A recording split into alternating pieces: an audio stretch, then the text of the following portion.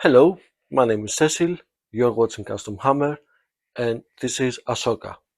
And yes, the lightsabers do light up. You just flicker switch here, and ta-da! Just put that thing. Now, one thing I wanted to mention about this is 1 hour long video, and I know it's not ideal, no, but I'm trying to focus mainly on the building process because I believe that's way more important than the painting process. And if your building process is sloppy, it's going to show in the paint job later on. That's why I focus very much on sanding, prepping, uh, all the stuff that I do in the model before we reach to a point that it's okay to be painted. So feel free to skip ahead, but that's why my videos are long. The prep is more important than the paint job. And this file came from Wicked. They are a family. They have 3 Patreons. That's why I say family. B3D Circ and Wicked and Star Wars. This is from Star Wars, obviously. And Wicked are awesome. I think they make the best models out there. Check them out. Let's move on to the video. Here you see me rescribing some lines with a chisel. The reason is, the more defined the lines, it is easier later on to put panel line ink, and this helps create more depth. Continuing the sanding process, I am smoothing out the surface. This also helps to create a more textured surface in order for the primer to stick to much better. Here I mix some baby powder with CA glue, and I use this as a filler. It's an awesome technique.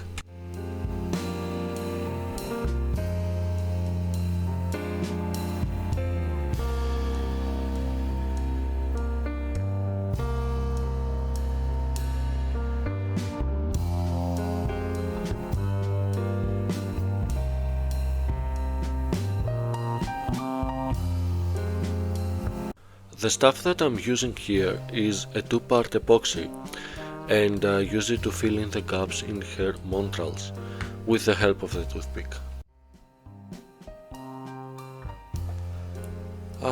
The elephant in the room, the lightsabers on her hands. First of all, you run the LED filament through the lightsaber, which is printed hollow. On one end of the filament, you need to connect a small cable so that it gets power. Then, on her hand, as you can see, I purposely broke off the top section of her hand so I can have the space that I need to put in the connector and the cables needed to connect the filament to the battery. The lightsaber itself is printed with a white resin so that the light from the LED can shine through. Note, not clear, just white resin. As I proceed putting the LED filament inside the lightsaber, I constantly check after each step how am I going to put the connector inside the arm and her hand. That is because I need to make sure that I have enough space for the cables, and also because I want to use the connector as a peg for her hand. The idea here is that her hands can be removed, so I can put another color of lightsabers in the future, with another set of hands of course. Right now I'm using green LEDs, and I have placed an order for white LEDs that I'm waiting for them to arrive. As soon as they arrive, I will make a follow-up video about this.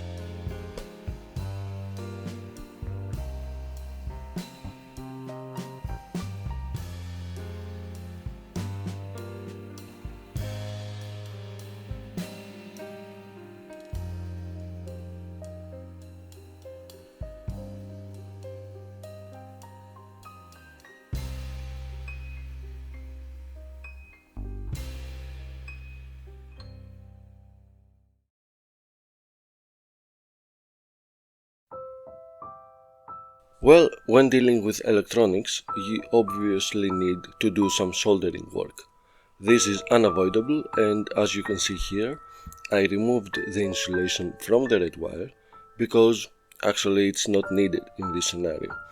This helps me cramp more in less area.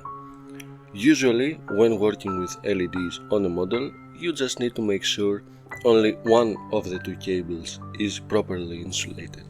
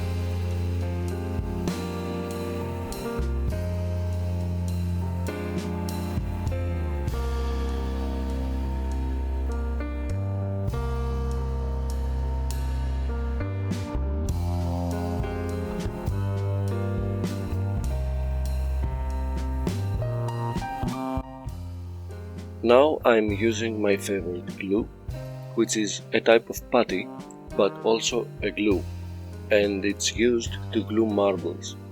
It is very durable, it cures within minutes, and its best advantage, for me at least, is that it hardens very much, almost like the hardness of a 3D printed resin.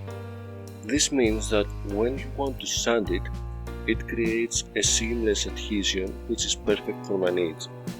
And of course, right before it hardens to the maximum, I clean it up. This is the best time to clean it up because it's not completely cured and hard, and it feels like a frozen chewing gum, sort of speak. Don't ask me how I know this, but trust me, if you let it sit and fully cure, then it becomes very hard and it's not easy at all to clean up. And as you can see, in the end the hand was still not properly aligned, which I fixed later on off camera. See, that's why when you're gluing stuff, you do it step by step, little by little, so that you can correct things later on.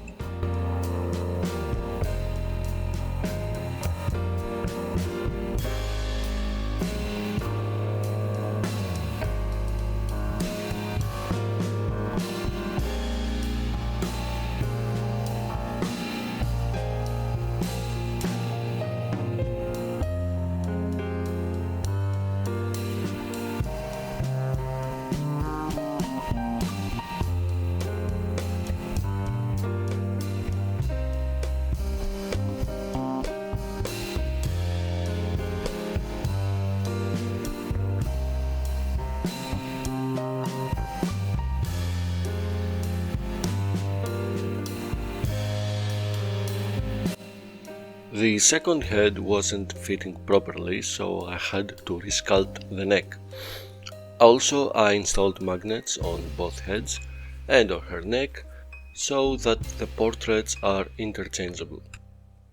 Forgot to mention that I use a respirator when sanding, and I can't stress enough how important this is. Do not sand resin without wearing a respirator.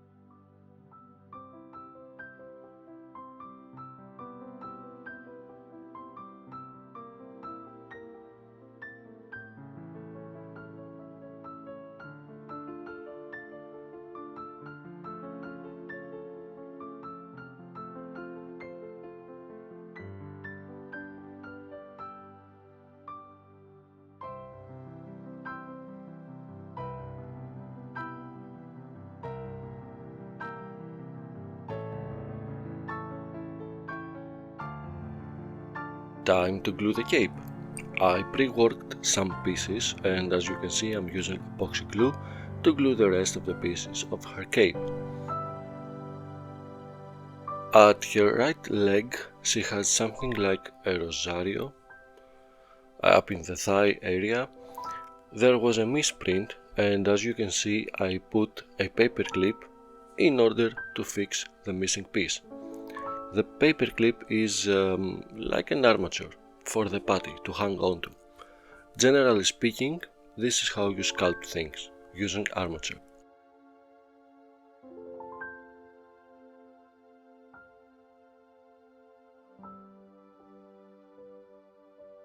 Remember, when you're gluing parts together, you want the parts to be clean and the surface to be rough, so to speak. Maybe a little bit sanded down.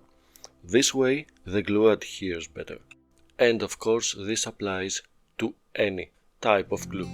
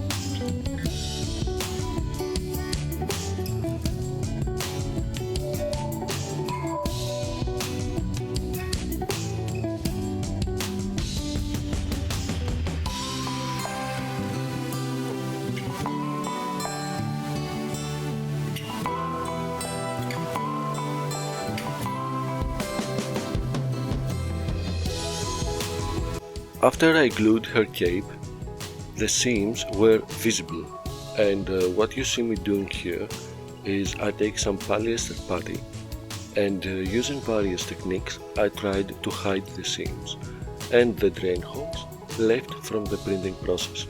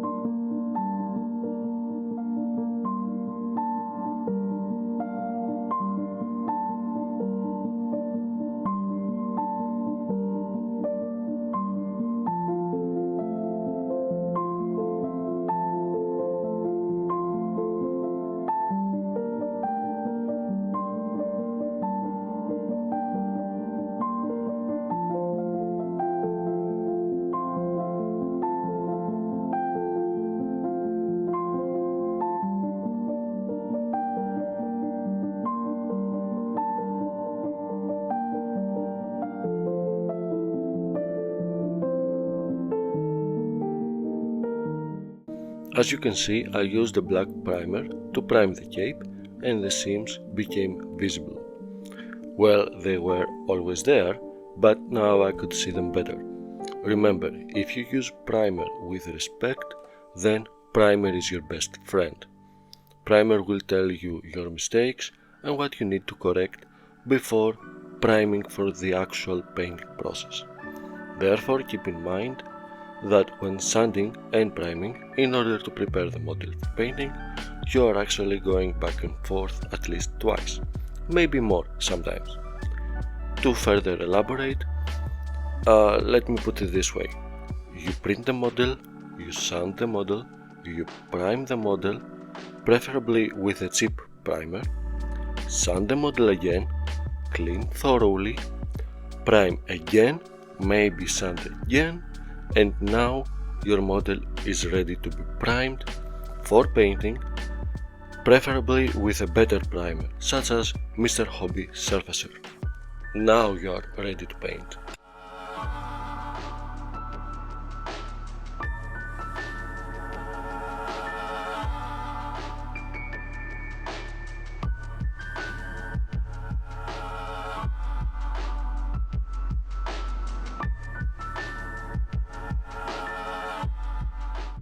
And now I finally prepare the model so I can pour in my polyester resin. Because polyester smells really bad, I always pour on the balcony. And what you see me doing here is that I start by pouring an additive. This is a type of sand that I use. Nothing fancy, just sand that can be mixed with polyester. I use a ratio of about 50-50 because if you use just polyester, the curing process is going to heat up very much and maybe crack the model. Therefore, it's best practice to use additives, such as the sand that I'm showing you here. This way, the exothermic reaction is not as vigorous and therefore it is safer for the model. The reason I go through this hassle is because I want my models to be solid. If you print your model hollow and then leave it this way, it is impossible to put pins. It's also impossible, almost impossible, to fill in the gaps and align the parts properly. So if you want to go the extra mile and make your models heavier, they feel nicer to the touch, nothing moves, etc., you need to pour in resin to your models. Don't leave them hollow. Trust me, it's worth it. When you're using polyester, the hardener ratio is about 2%.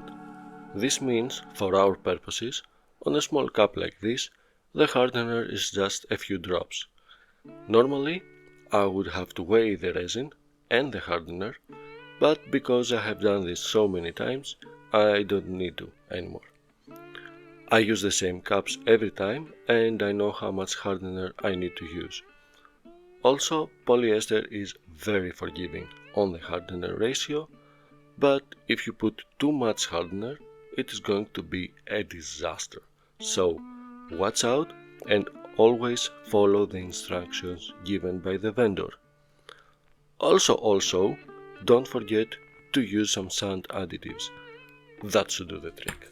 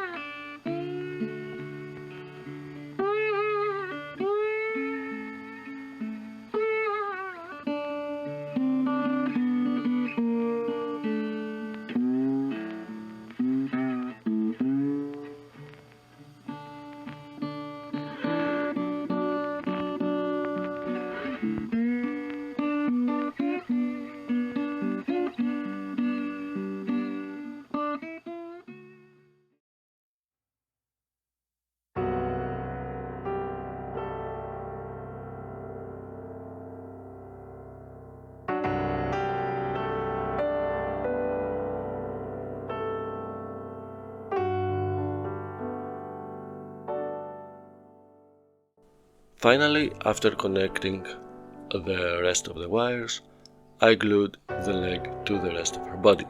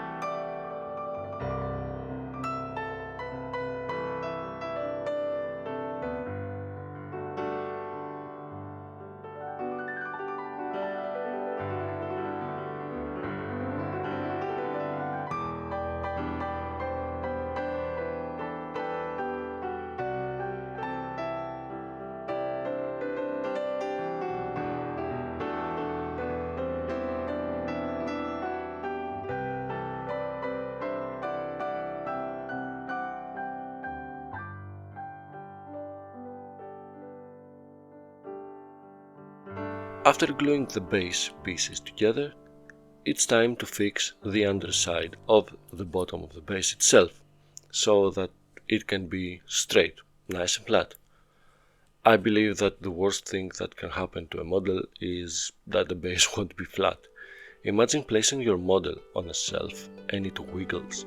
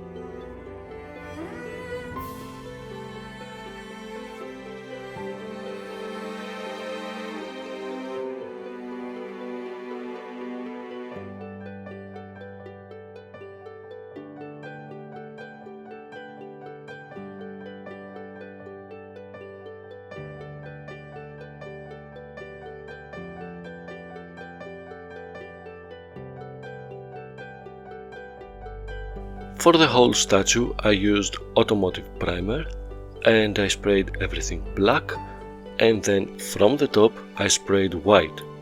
This is called zenithal priming. Zenithal primings help define the shadows, assuming the light source is from above, let's say the sun.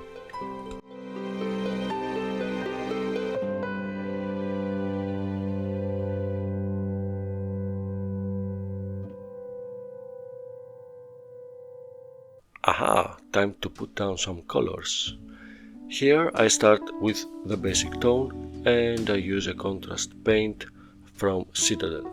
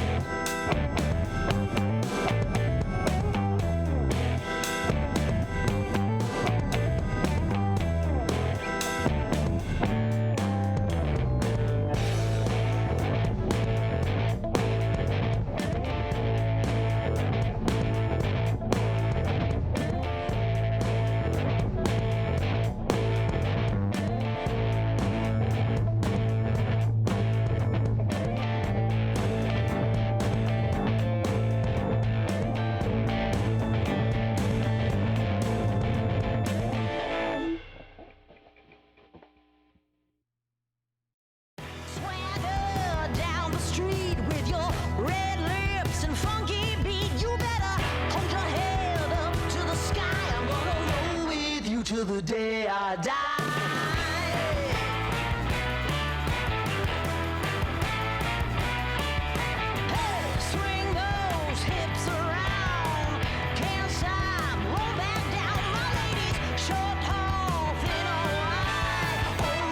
Down and ready to ride.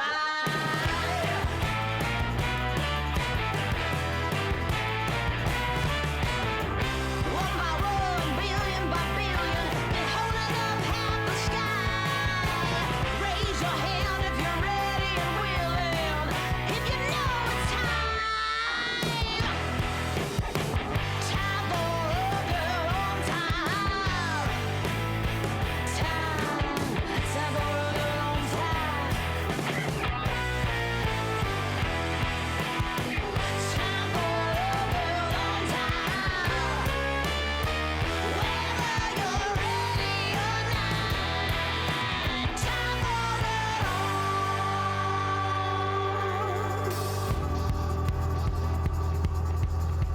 Break free of history. This train is racing straight ahead. No man can do like I can. I'm the queen of the land. Haters gonna hate.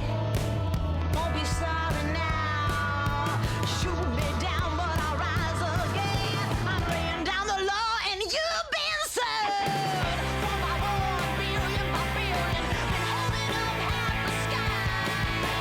Raise your hand if you're ready and willing, if you know it's time. After some masking is done, I resprayed grey primer to cover the overspray from the skin tones. When you intend to paint with black color as your next step, you don't need to reapply primer. You can just paint it black and it will cover whatever color is underneath. At this stage I painted it black as an undercoat because I want to paint with metallics later on, and a black undercoat is the best for metallics.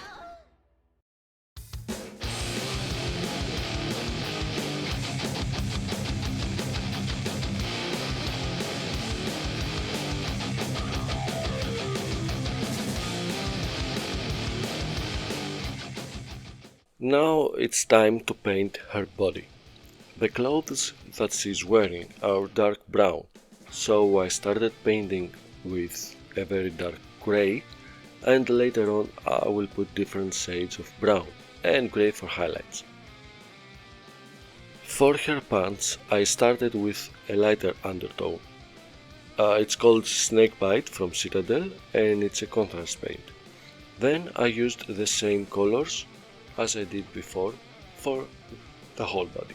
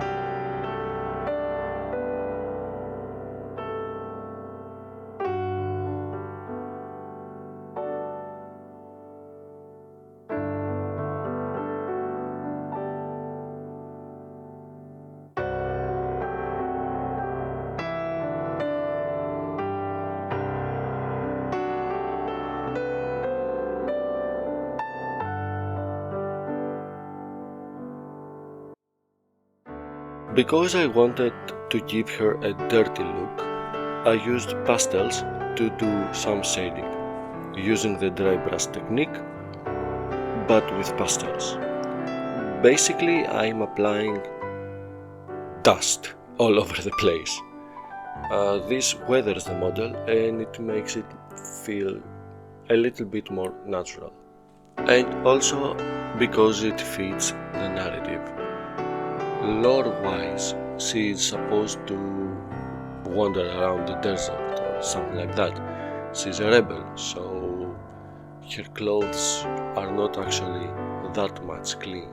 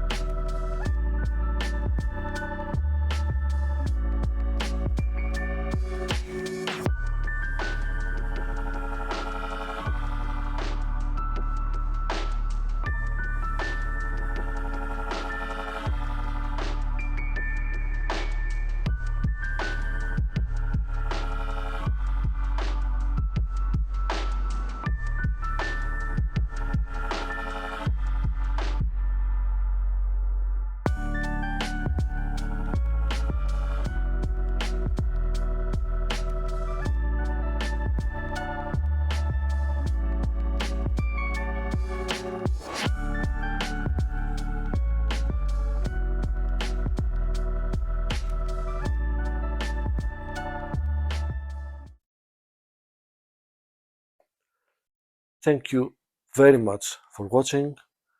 This is the end of the video. I really hope you enjoyed this. I enjoyed very much building this statue. It was a blast. And next stop is Jean Grey, Phoenix, not Dark Phoenix. And I'm going to make her a quarter scale, which is quite big. These are just her legs. And next to Ahsoka, she's quite huge. I mean, what the fuck?